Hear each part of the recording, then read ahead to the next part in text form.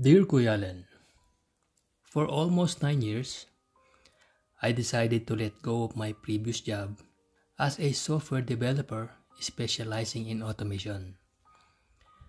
Gusto ko kasi mag-explore and I like a job that has opportunity to meet new people. Kaya nga nang sabi nila, sa panahon ngayon it's not what you know, it's who you know. Napatunayan ko yan dahil I had a major career shift from IT specialist to real estate newbie. Wala akong background sa realty pero nakapasok ako dahil sa connection. Yun ay dahil sa aking pamangkin. Siya kasi ang nag-refer sa akin sa kumpanyang pinasukan ko. Nag-negotiate ako sa CEO and I understand na hindi nila kayang tapatan yung last compensation package ko. But still, I grabbed the job as project site officer and training specialist. Part of this career I need to move to Mexico, Pampanga, giving up my life in Bulacan. Medyo malungkot kasi Kuya Allen, si Mama, at ang dalawa kong kapatid ay mapapalayo sa akin. Ang naisip ko na lang ay para din naman sa mama ko to. Kasi I have the opportunity for a bigger compensation through incentives. Ganon kasi sa real estate, Kuya Allen. Mababa ang basic salary pero bawi sa commission.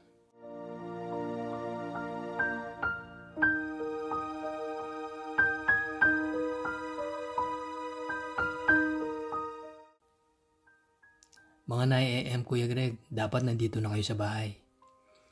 Yan ang text ko sa driver ng lipat bahay truck service na nakuha ko.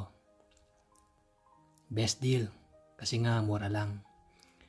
Pero yung 9 AM na usapan, naging 11 AM. Buti na lang, medyo gloomy yung panahon, kaya hindi mainit. Mainis na sana ako at magagalit kina Kuya Greg at sa kanyang mga crew. Pero iba pa rin si Kuya Greg. Gwapo na, matipuno pa. Sayang nga lang at may asawa na. Pero alam mo naman Kuya Allen na yung tipong mga may asawa na ang talagang gusto ko. Ang dami niyo po palang gamit, Sir Dominic. Pati ba itong malaking aquarium dadalhin? Ang tanong naman ni Kuya Greg. Oo, kasama yan. Kahit may isang di pa yan for sure. And kayang buhatin ng mga pahinante mo. Sabay turo ko sa dalawang lalaking kasama niya. Sige, unahin muna natin ang motor mo, sir. Ang sabi ng isang lalaki, sabay tanggal ng kanyang pangitaas. David nga po pala ang pangalan ko. Sabay abot sa kamay nito. Muntikan ko nang hindi maisar ang bibig ko sa sobrang paghanga ko dito.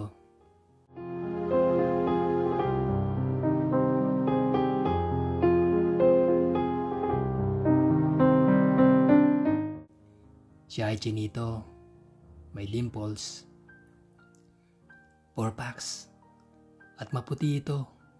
Yung tipong hindi siya mukhang pahinante. Papasa pa siya na anak ng may-ari ng kumpanya. Sige, yung motor ko muna ang isakay mo, David. Ang sagot ko naman. Sigurado ka ba, Kuya Greg, na pahinante mo itong si David? Artistahin Ang hindi ko mapigilang nasabi. Oo, Sir Dominic, working student kasi yang si David. Kaya siya pumasok na pahinante. Ang sagot naman nito. Sipag naman pala. Anong kurso mo, David? Ang tanong ko. Engineering po, Sir Dominic. Ang sagot naman niya. Wow, di magaling ka sa math. Ang tanong ko ulit. Magaling talaga yan sa math, Sir Dominic. Magaling magbilang ng mga babae. Ang sagot naman ni Kuya Greg at saka tumatawa. Paano ba naman ibang-iba nagpupunta sa opisina at naghahanap sa kanya? Ang segunda pa nito. Ingat lang David at baka makabuntis ka. Dapat safe ka palagi kapag talagang hindi mapigilan. Yan ang unsolicited advice ko sa kanya, Kuya Allen. Napangiti lamang ito na lalong nagpalitaw sa malalim nitong dimples. Naisakay na ang lahat ng gamit sa truck at yung iba naman ay sa Innova ng pamangkin ko.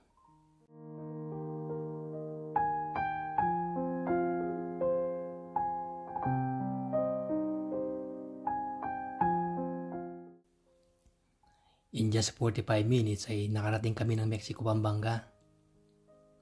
Dahil walang traffic sa NLEX. At saka malapit lang sa Mexico exit yung unit na tinitiran ko. Siyempre, kinuha ko yung number ni David. Magiinuman daw kami kapag wala siyang pasok. Iba ang Pampanga. Mas mainit dito kumpara sa Bulacan. At sobrang bihila umulan dito. Tapos, sobrang maalikabok parang disyerto. Saktong November 1 ako naglipat. Kaya talagang maluwang ang kalsada. Nalaman ko din na kaya pala Mexico ang tawag sa lugar dahil literal pala na may tumirang mga Meksikano sa area noong panahon ng 1960s to 1970s.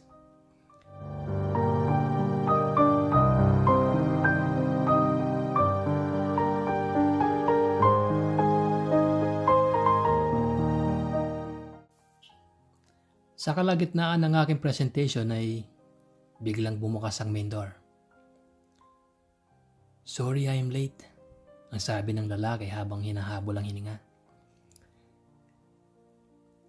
Yun ay si Brian, one of our new agents. Ang sabi ni Sheila, humabol siya dahil he's in the area. Si Brian ay cute din, chinito, with fair skin. Mukha siyang main male character sa isang Korean novela. Good thing, natapos ko pa rin ang training successfully. Nakita ko na lamang ang sarili ko na binabrowse ko ang attendance sheet and looking for Brian's number. May mga titik siyang kakaiba. Kaya siguro tila may kakaibang bagay akong naramdaman. And it even shows sa mukha ko. Totoo nga na nag-blush ako having the presence of Brian. Ito na ba ang first Kapampangan encounter ko? Pagkatapos ay biglang may feel yung idea na pumasok sa isip ko.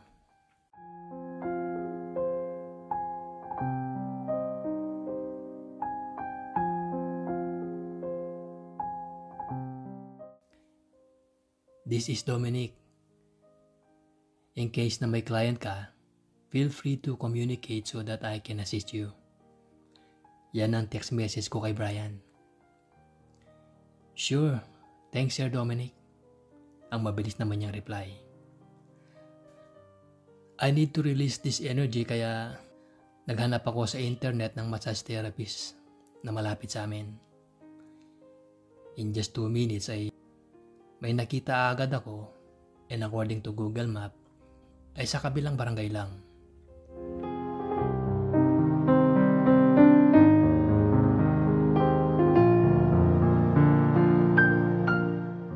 Nakamotor ako, Kuya Allen, at malapit nang malobat ang cellphone ko. At yan din ang test ko sa masahista kaya hindi na ako pwedeng tumawag. 2% na lang ang battery ko, Kuya Allen. At maya-maya ay buti na lang finally nakita ko din ang factory ng RC Cola. Stay in pala si Kuyang masahista kaya pwede siya tumanggap ng kliyente basta sa gabi lang. At solo niya ang opisina na may maliit na kwarto. May aircon man ito pero mahina, Kuya Allen. Kaya meron siyang electric fan na mas maingay pa sa microwave. Medyo nakainom ako. 2 bote lang naman, pampakondisyon. At believe me, masarap magpamasahe kung medyo nakainom ka. Basta wag lang laseng, yung saktong tipsy lang. Sir, oil, powder o lotion po? Ang tanong niya habang nakatapa ako sa Korean setup ng bedroom niya. Nilatag lang niya sa sahig pero ayos naman at komportable. All na lang tapos moderate lang ang pressure. Ang sagot ko. Okay po sir, ikaw po masusunod. Ang sagot naman ito. Habang hinahagod ng kamay niya ang pagod kong balikat ay hindi ko maiwasang maisip si Brian. Marunong kayang magmassage si Brian? O kung mahilig din kaya siyang magpamasahe?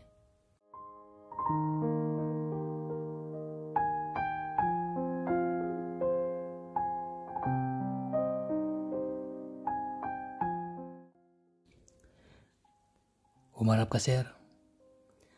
Ang bulong ng masahista. Nagulat ako at biglang nahinto ang paglalakbay ng isip ko. Umikot ako habang nakatakip pa rin ang maliit na tuwalya sa ibabang bahagi ng aking katawan. Ganon kasi ako magpamasahe. Usually, I take it all off para mas komportable at relax. Nang nasa bahagi na ng dibdib ko si Kuyang masahista, ay uminit ang pakiramdam ko. May kung anong kumislot sa ibaba at siyang dahilan ng paghawi ng tuwalya. Bumilis ang tibok ng puso ko at uminit ang pakiramdam ko. At nagpatuloy lamang siya sa kanyang paraan upang mapawi ang pagod at init ng aking uhaw na katawan.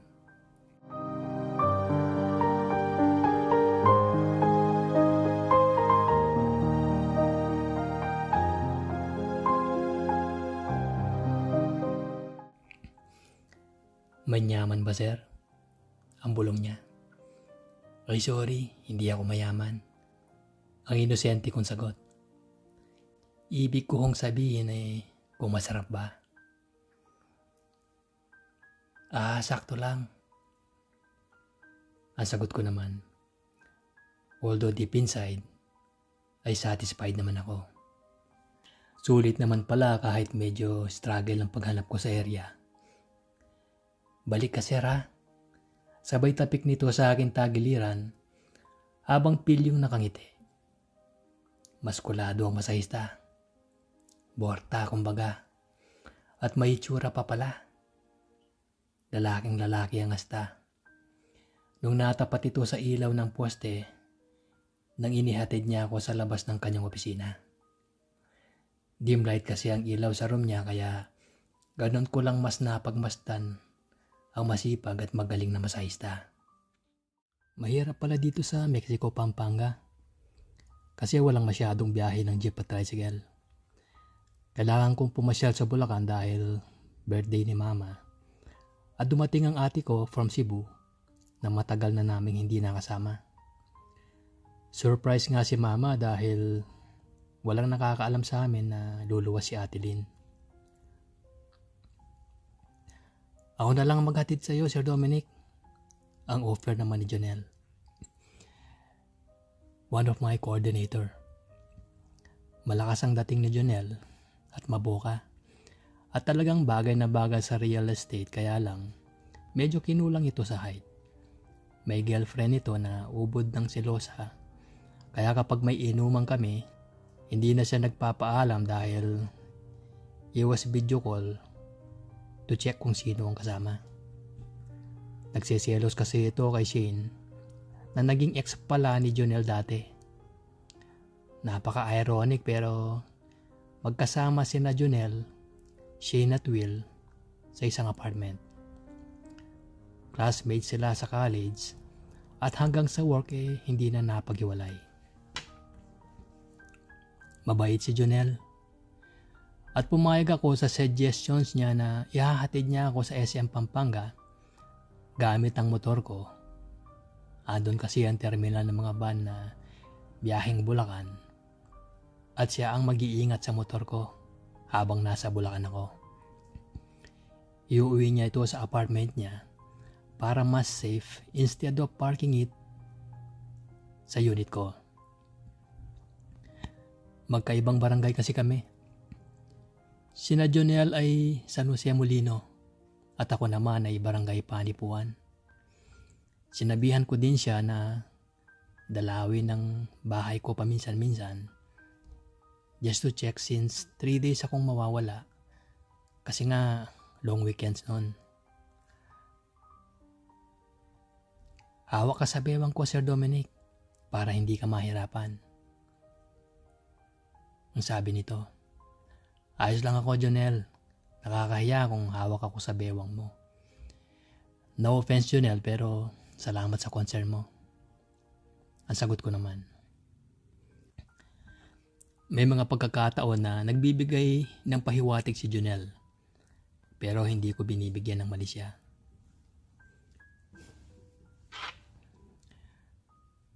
Mahirap na kasi magkaroon ng attachment sa workmates, lalo na kung subordinate ko. Iwas issue lang sa HR, Kuya Allen. May one time pa nang nag-offer si Jonel na siya na magkakabit ng double lock sa mga pintuan ko. Pang merienda lang daw ayos na sa kanya. Nang pagbalik ko galing Bulacan, malinis na ang motor ko. Nilinis pala ni Jonel. Naalala ko pa na nag-send pa ito ng picture nung bagong hugas niyang motor ko. Tapos nilagyan niya pa ng pampakintab. Kapag may inuman sessions kami sa apartment nila, napakasaya namin. Yung tipong I can show my true colors. Happy lang at good vibes kami. Dahil sinasabayan naming tatlo ang kanta sa speaker ni Will. Iba ang boses ni Jonel. May kalidad at mukhang sanay din talagang kumanta. Minsan napapansin ko na tila sinasadya na ipakita ni Jonel ang toned muscle niya every time na may opportunity. Hindi man ganun kainit pero inalis niya ang kanyang t-shirts. Very tempting to give in kay Jonel. Pero mahal ko ang trabaho ko at ang position ko. Nagkaroon ako ng bagong coordinator, sina Angel at Joshua. Nalungkot ako dahil magkasunod na nag-resign sina Shane at Jonel. Nakahanap ng trabaho sa Maynila na related sa course nila na IT. Ang daya ng dalawa, sir. Iiwan na nila ako, ang sabi ni Will. Usapan, walang iwanan tapos sila pa palang maunang aalis sa akin. Ang may halong tampo na sunod-sunod na nabanggit ni Will. Si Will ay napaka-cute. May braces siya. Boy next door ang look niya. Spoiled ng mga ate niya na halimaw ng real estate. Yung tipong magpapakarwas lang close sales agad. Ganon kagaling ang ate at mga tita ni Will. Will is just starting sa mundo ng realty. Halos sabay lang kami. Kapag nagiinuman, ay very open si Will sa pagkatao niya. Proud to say na isa siyang bi. At kapag may type siyang broker sa kanya ko na ina-assign. Dahil I believe na mas magiging motivated ito. One time, nag-attend kami ng sponsorship Christmas party. And one of the top brokers caught the attention of Will. Ito daw ang nakapagbenta ng buong building ng SMDC condo dito sa Clark, Pampanga. Very confident and handsome si Broker Alan. Self-made realtor with his own company under his name. Sir Dominic, ako na po mag-handle kay Sir Alan. Sabay kuha ng accreditation form ito. Ako ang bahala kay Sir Alan. Ang sabay pilyong ngiti nito na nagpalitaw sa dimples na bumaga sa braces nito. Excuse me po, Sir Dominic. Birthday ng Father ni Diyos sa Friday. Baka gusto mo sumama. Ang invite ni Angel. Si Angel ay transgender. Meaning, crossdresser siya. Morena at saka Bombayan look and also pretty. Bagay sa kanya ang natural na black shiny hair. Pero madalas ko itong biruin na kapag naging lalaki ito, napakagwapo niya. Coach naman, babae nga ako, di ba? Yan ang madalas niyang sagot sa biro ko. This Friday na ba yan? Ang pagko-confirm ko. Yes, oo, bukas na coach. Sabay smile ni Angel. Oo nga, sama ka na Coach Dominic, ang segunda ni Joshua. Magpinsan kasi silang dalawa at magkapit-bahay lang from San Luis. 45 minutes away from Mexico. At dumating na nga ang Friday. Right after work at 5 p.m., inangkas ko si Ma'am Jobel sa motor ko. Safety first ako kaya mabagal lang ang takbo ng motor ko. And once we arrived sa San Luis, ay nasa shower pa daw si Angel at si Diyos naman ay nagtitext na pwede na kaming pumunta. Si Angel naman ay nauna dahil nga mabilis itong magpatakbo ng motor.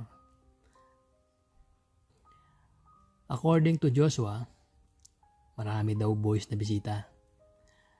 Naintriga ako dahil nag-send pa siya ng selfie with the 5 Marine students. 2 of them caught my attention. I forgot their names, basta ang naalala ko lang, good looking sila. Plus maganda ang katawan na yung tipong matikas. Iba talaga ang Marino. Lalaking lalaki ang datingan.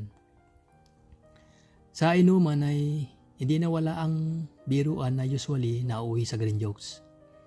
Sa right side ko yung dalawa, kaya naman lahat ng pick-up lines ginamit ko na. At sobra silang palaban sa biruan. Yung isa nilang tropa na nasa left ko, panay ang himas sa kaliwang hita nito. Tara, sunod ka. Ang bulong nito. Yung mainit niyang hininga, ang kumiliti sa leg ko na kila nawala ang pagkalasing ko. Hindi ko siya masyadong pinapansin noong una kasi medyo payat. Pero naisip ko, why not take a chance? It is safer to play with strangers. At least he was chismis. By the way, may itsura din naman siya at mukhang super mael. Kaya bakit hindi ko labanan? After 1 minute nang tumayo siya, ay pasimple ko siyang sinundan. Naghihintay pala ito sa hindi kalayuan. Dala ang motor nito. Pag-start ko ng motor ko, ay sinundan ko siya na 10 dipa lang ang layo namin. Tahimik ang lugar. At medyo maraming puno. Paahon na tila ba papunta sa maliit na bundok. Huminto siya sa gilid ng kalsada na walang bahay. Medyo mataas ang lugar at pababa ang landscape ng lupa patungo sa madilim na gubat. Ayos ang lugar dahil hindi mo mahahalata kung may tao dahil nga pababa ang lupa. Yun nga lang, still, obvious na may tao dahil nakapark ang dalawa naming motor. Hindi ko na inisip masyado ang sasabihin ng mga tao. Basta ang mahalaga ay walang nakakakilala sa akin sa lugar. Malayo pa ba? Ang bulong ko. Medyo kabado ako, Kuya Allen, dahil alam ko ang balita na madaming nagkalat na NPA sa Pampanga. Naisip ko na lang na hindi naman papayag si na Angel at Joshua na sumama ako sa lalaking ito kung hindi safe. Eto na tayo. Ano bang trip mo? Ang tanong niya. Ikaw ba, anong gusto mo? Sinagot ko siya ng tanong. Dahan-dahan niyang tinanggal ang t-shirt niya. Mukha lang pala siyang payat. Pero underneath his t-shirt ay may nagtatago palang lean muscles. May mga binulong siya that makes me go crazy. And it's very good. Nawala lahat ng pag-alala ko tungkol sa mga NPA.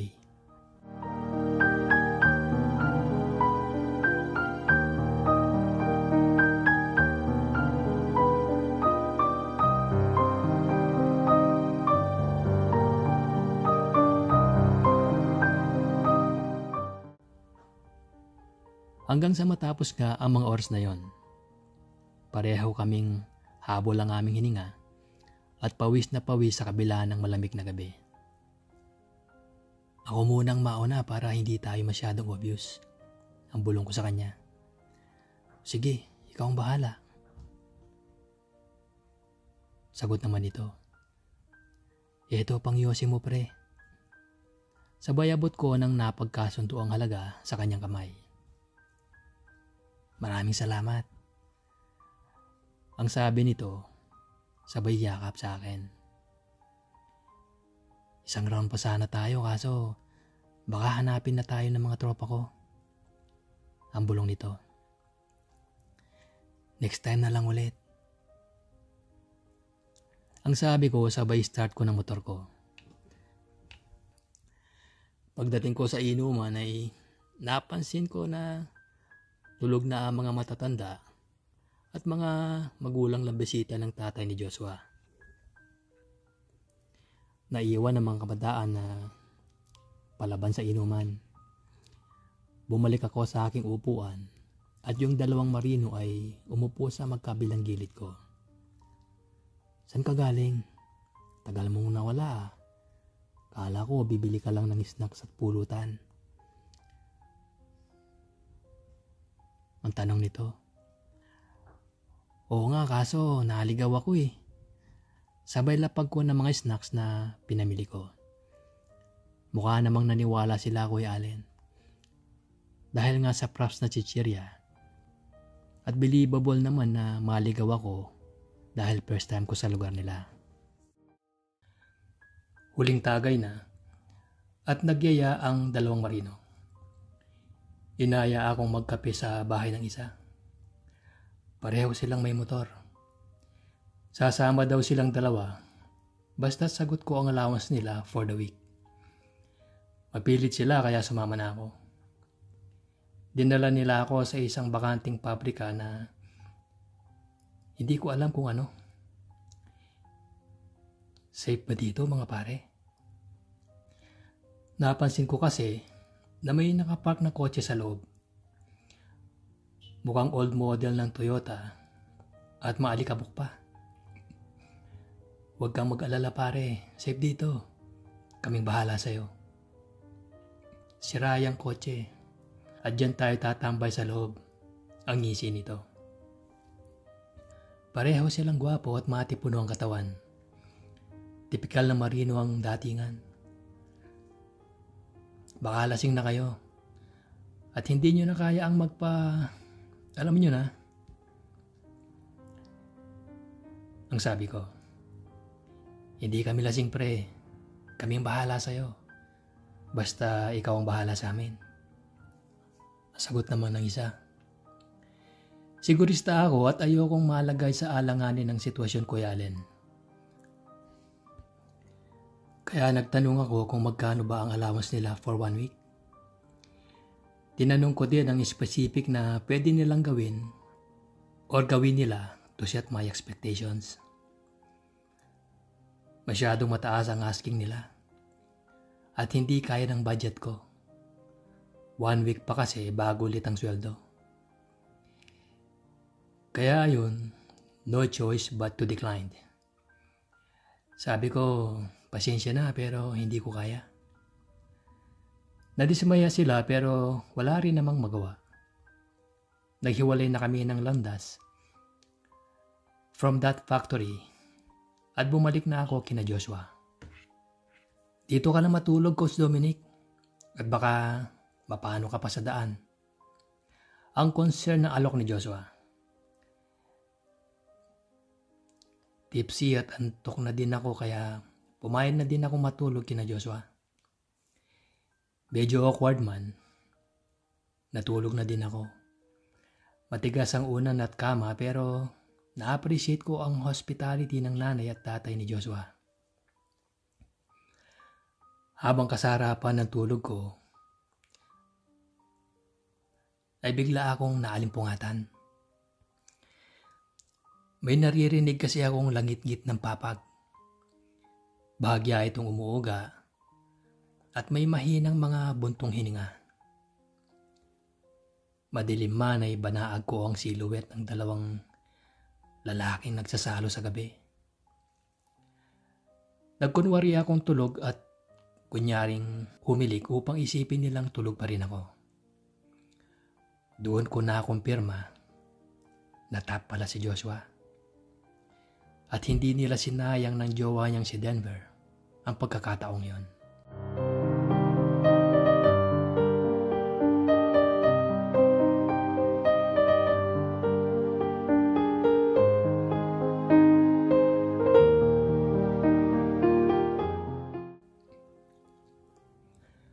Kulang ang tulog ko dahil sa unexpected live encounter ko na yun. Kinaumagahan, pagkatapos magkape, agad na akong umuwi. At patay mali siya nagpaalam kay Joshua at Denver. May 1 buwan na din ako sa Pampanga. Pero wala akong mahanap na masahistang papayag sa gusto kong ligaya. Si kuyang masahista na taga-Arsicola, bagamat magaling, ay nakulangan pa din ako sa performance niya. Panay ang shares ko sa mga chat at text history. At yun, nakita ko ang chat namin ni Kuya Chris. Taga Bulacan ito at dati ko ng kontak. Sinubukan ko siyang kamustahin at tanungin kung pwede ba siyang magmasahe sa area ng Pampanga. Saan sa Pampanga, sir? Ang tanong ni Kuya Chris. Sa may Mexico lang, ang sagot ko naman. Sige, walang problema. Suki na kita, sir. Kaya kahit malayo, pupuntahan kita. Ang sagot nito.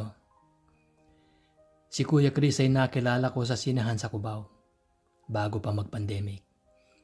Mabait at tama ang presyo. At hindi mapagsamantala. Hindi kagaya ng ibang masahista. Na-appreciate ko na kahit sa Pampanga na ako, ay willing siyang puntahan ako. Andito na ako, sir. Ang sabi sa mensahe nito. May mga 15 metro pa ang layo, pero kita ko na kaagad si Kuya Chris. Makapal ang kilay ni Kuya Chris. May bigote na bumagay sa tila Meksikanong dating nito. Palubog na ang araw nang makarating kami sa bahay. Bilib din talaga ako dito kay Kuya Chris. Para sa kanya mag-ina, kaya niya itong ginagawa niya. Hindi daw kasi sapat ang kita niya sa pagdi-deliver ng kung anong-anong bagay sa iba't ibang bahagi ng Luzon. At kung minsan, nakakarating pa sila sa Bicol. Kakaiba ang ligayang dulot ng pisil nito. Masahe na may extra service. Meron nga daw siyang mag-asawang kliyente na kakaiba ang request. Nais ng lalaki na makipag-niig siya sa asawang babae nito upang ito ay ganahan sa kama. At kapag nagising na ang pagnanasa nito, ay saka aagawin nito ang asawa sa kanya.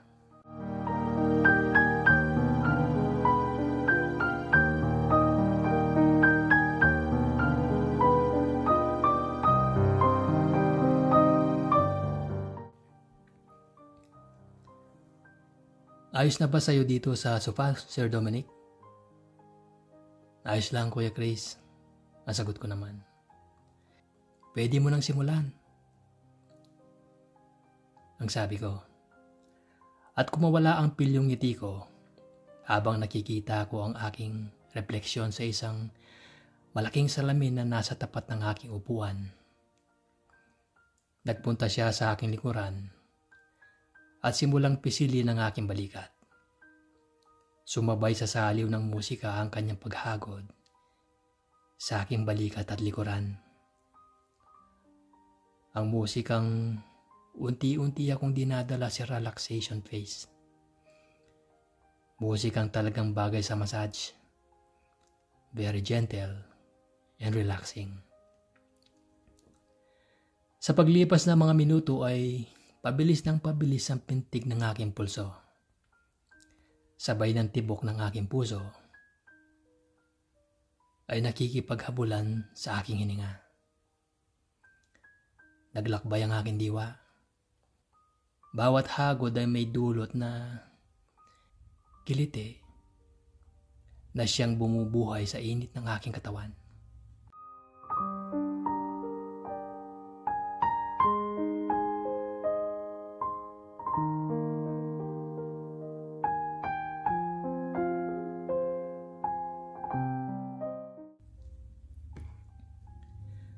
Sa wakas ay naabot ko din ang minimithing dulo ng tagpong ito. Salamat Kuya Chris. Sabay abot sa napagkasunduang halaga. Sige Sir Dominic, at hindi na ako magtatagal. Sabay lagok nito sa natitirang laman ng bote ng beer. Very practical ako Kuya Allen. At hindi ko ikinakahiya na magbayad kapalit ng sandaling ligaya. Doon pa man ay malinaw na sa akin ng realidad na kailanman ay hindi ako makakahanap ng lalaki na totoong magmamahal sa akin. Pare-pareho lang sila. Pera lang ang habol. I don't deny the fact that others found love in this hopeless generation. Well, good for them. Masaya ako para sa kanila. Pero personally, ayokong sayangin ang buhay ko sa pag-aantay sa taong yon. Lahat ng ito ay laro lang para sa akin, Kuya Allen. Dahil iniingatan ko lang ang aking puso.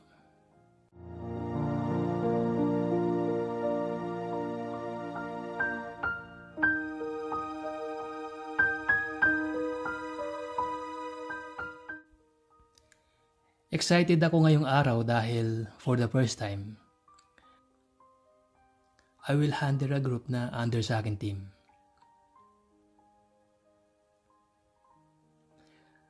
This time, 2 coordinator na lang ang kasama ko. Si Angel at si Josh. Si Will, nag-resign na. Among the group, may isang agent na talagang worth checking out. Siya si Wancho, malaking lalaki, matangkad. At ang muscle ay hindi mo iisiping ayan dito. Mukha itong modelo ng isang energy drink.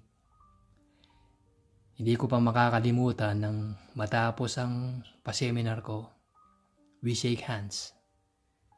And his grip sa kamay ko ay very intense. Parang may kuryenteng gumapang sa bukong katawan. Nanlambot ang tuhod ko, Kuya Allen. But of course, hindi ko ito pinahalata. After all the picture taking for documentation, ay lumapit sa akin si Wancho at sabay bulong na pasend sa akin ng mga picture. Ito ang messenger ko. Sabay abot ng cellphone niya sa akin. Muli kong naramdaman ang init. And this time, nagmula sa mainit niyang hininga sa aking tenga. Ito ay gumapang sa aking leeg. Okay, sige, no worries. Isisend ko din naman talaga sa GC natin ito. Sabay ngiti ko at balik ng cellphone niya. Siyempre Kuya Allen, medyo pademure muna ako. Naku Coach Dominic, mukhang iba ang tingin sa iyo ng Kuyang Borta. Ang biro ni Angel. Baka ibalibag ka nun sa kama. Ang segunda niya pa. Ikaw yata ang may gusto dun eh. Panay ang lapit at alok mo ng kape. Ang sagot ko. Oo nga Coach. Bet talaga ni Angel yang si Juancho. Ang pagsang-ayon naman ni Joshua. Kinabukasan ay may isa pa kaming sponsorship party na pinuntahan. Kaya gabi na nang makabalik kami ng office. Tumatagay ang mga engineers at workers nito. May mga 10 sila at may isang pumukaw sa akin pansin. Si Melchor, ang isa sa mga construction labor. Wala itong t-shirt kaya naman kitang-kita ang katawang batak sa trabaho. May Bisayan accent dito kapag nagsasalita. Kaya hindi ko maiwasang makapangiti sa mga jokes niya. Sayo na sir. Sabay abot nito sa tagay. Pag-abot niya sa akin ay sabay lagok ko naman nito. Wow na wow si Sir Dominic ah. Ang biro nito. Dapat 3 tagay sa'yo. Kasi nakatatlong ikot na kami. Ang segunda pa niya. Ah, ganun ba? Sige, payag ako.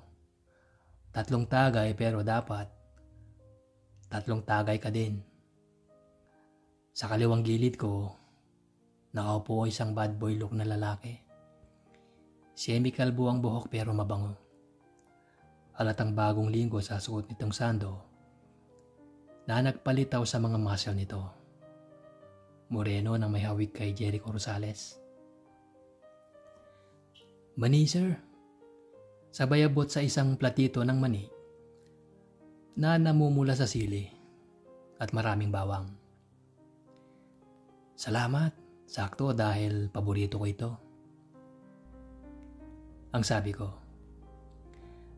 may alam akong mas masarap dyan sir, ang bulong nito. Ano yun? Ang patay mali siya kung tanong sa mahinang boses. Ingat dahil baka marinig tayo ng mga engineers. Ang pahabol ko sa mahinang boses. Mamaya sasabihin ko, ako ang bahala sa iyo Sir Dominic. Tumagay na lang muna tayo. Sabay pilyo itong umiti at pinisilang kamay ko ng patago. Tara Sir Dominic, ang bulong ni Jeric. Sakto, busy ang lahat. Saan ba tayo pupunta? Ang tanong ko. Basta akong bahala sa'yo, ang sagot nito. Naglakad kami papunta sa likod ng site. Sa bahagi na madami ang mangga. May 20 tipad din ang layo. Halos mawala ang lasing ko dahil sa pawis dulot ng mainit na gabi sa Mexico, Pampanga. Agad ay tinanggal niya ang kanyang sandong itim. Tumambad ang tone muscles at manipis na balahibo nito sa dibdib at pusod na lalong nagpainit sa kanina pa ay pawis kong katawan. Akmang luluhod na ako. Sa hindi kalayuan ay may kaluskos kaming narinig na tila papalapit sa pwesto namin ni Bernard. Lalong kumabog ang aking dibdib sa magkahalong kaba at excitement kung sino kaya ito. Anino ng isang pamilyar na matipon ng lalaki ang nakita ko sa dilim na unti-unting luminaw ang figura nang matapatan nito ng ilaw ng poste sa hindi kalayuan. Si Juancho pala. ang sigaw ng isip ko. Sabi ko na eh, dito kayo pupunta. Ang may halong pang-aasar nitong nasabi. Huwag kang mag-alala, hindi kita isusumbong kay engineer. Basta ba, isama niyo ako sa masarap na balak niyo. Ang sabi nito. Ayos lang ba sa'yo, Sir Dominic? Ang tanong sa akin ni Jeric. Medyo matagal akong nakasagot. Sige, ayos lang. Basta sekreto lang natin itong tatlo. Hindi ito dapat marating sa opisina. Ang sabi ko. Niyakap ako ni Juancho sa likod at ramdam ko ang mabilis na kabog ng kanyang puso habang sa harap ko naman ay si Jeric na nakapatong ang dalawang kamay sa likod ng batok nito.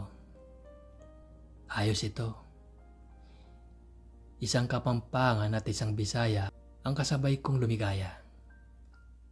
Nagpaubaya silang dalawa sa mga kilos ko. Tunay nga na masarap ang Kapampangan at samahan pa ng Dax na Bisaya.